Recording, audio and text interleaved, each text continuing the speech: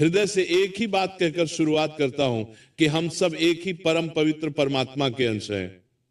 हमारा शरीर भले अलग अलग घरों में, अलग अलग कुलों में, अलग अलग देशों में क्यों न जन्मा हो, पर भीतर जो आत्मा है वह एक ही परम सत्य से आई है।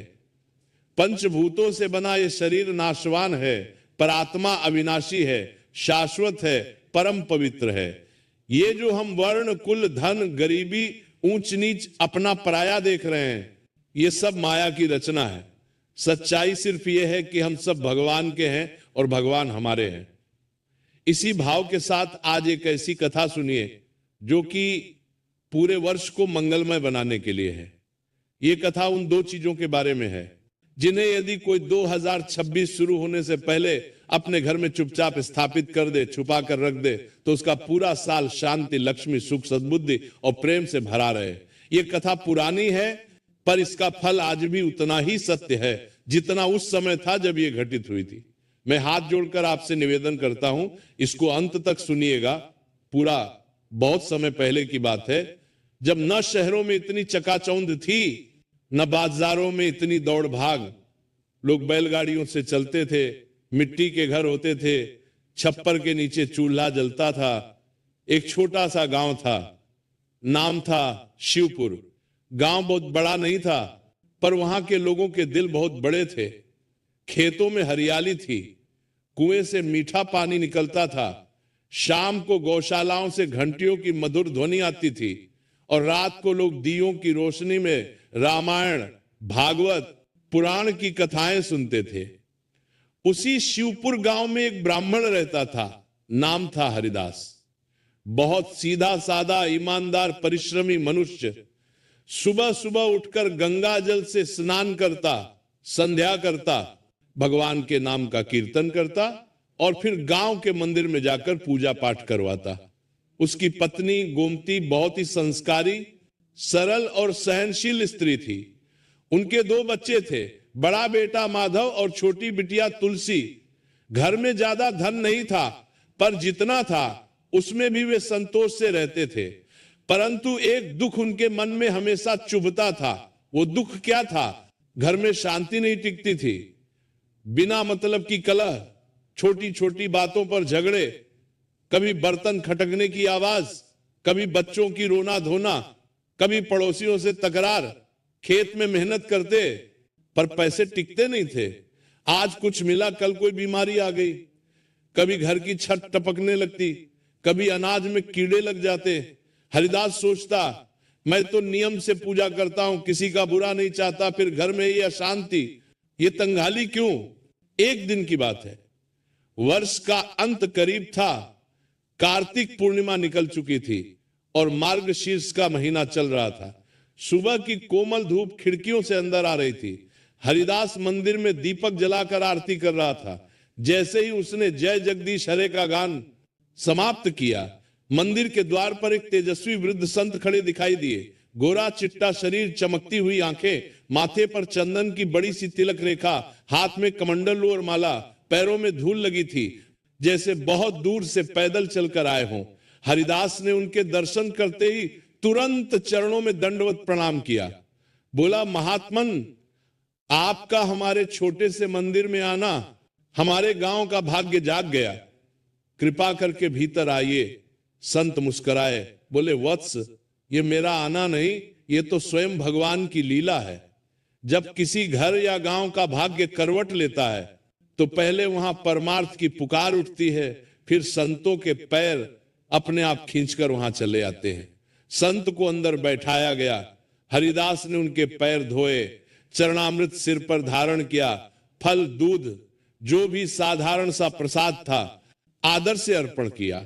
संत ने थोड़ा सा ग्रहण किया और फिर शांत भाव से बोले, हरिदास, तुम्हारे मन में एक प्रश्न है जो तुम हर दिन भगवान के सामने रखते हो। हे प्रभु, मैं किसी का बुरा नहीं करता, फिर भी मेरे घर से शांति क्यों रूठ गई?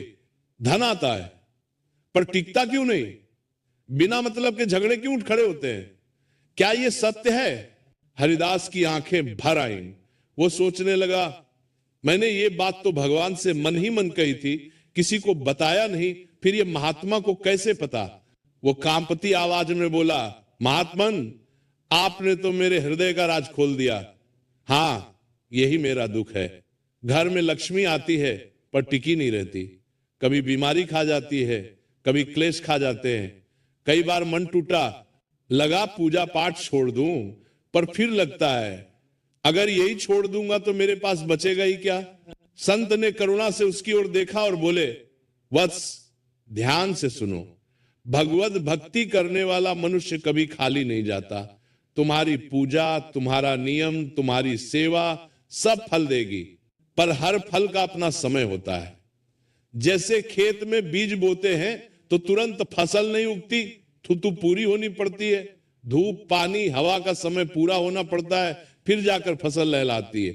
उसी प्रकार तुम्हारे जीवन में भी अब वो समय आ पहुंचा है जब घर की अशांति मिटेगी, धन की स्थिरता आएगी और घर का वातावरण मंदिर जैसा हो जाएगा। हरिदास ध्यान से सुन रहा था। संत ने धीरे से अपना कमंडलू पास रखा, आंखें बंद की, जैसे भीतर झांक रहे हो। कुछ क्षण बाद बोले, वत्स, वर्ष बदलने वाला है।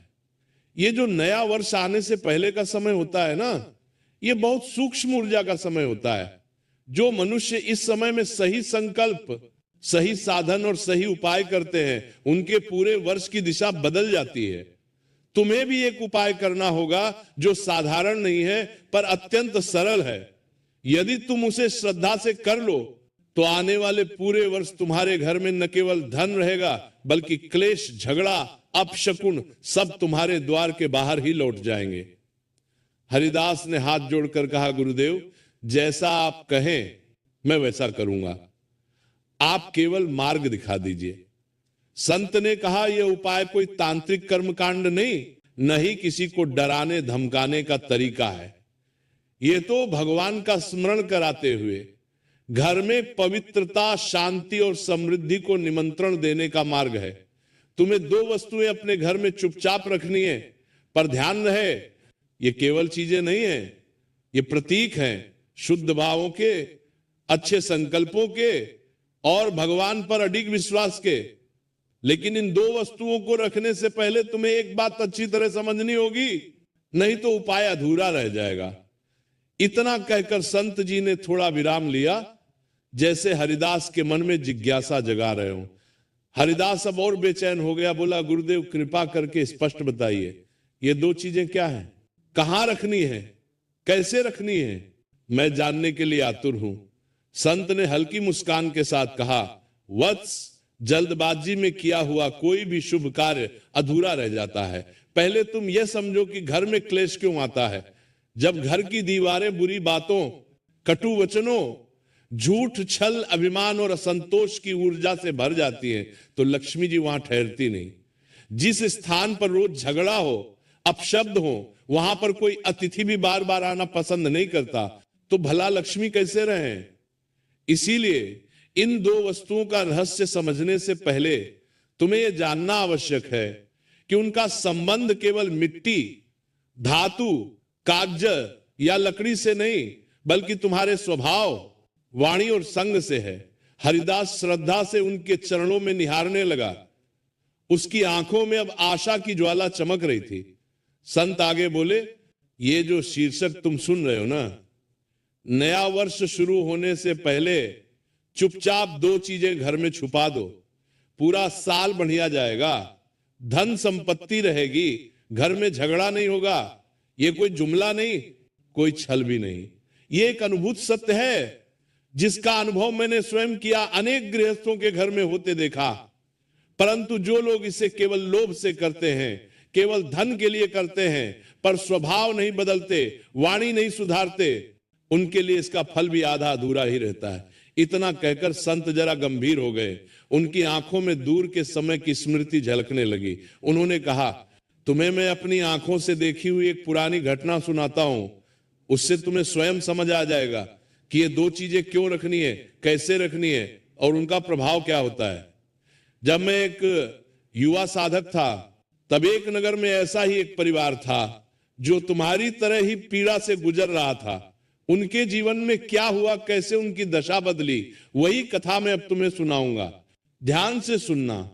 हरिदास ने मन ही मन प्रार्थना की, हे प्रभु, आज तो लगता है जैसे स्वयं आपने मेरे घर की दहलीज पर आकर समाधान भेज दिया है।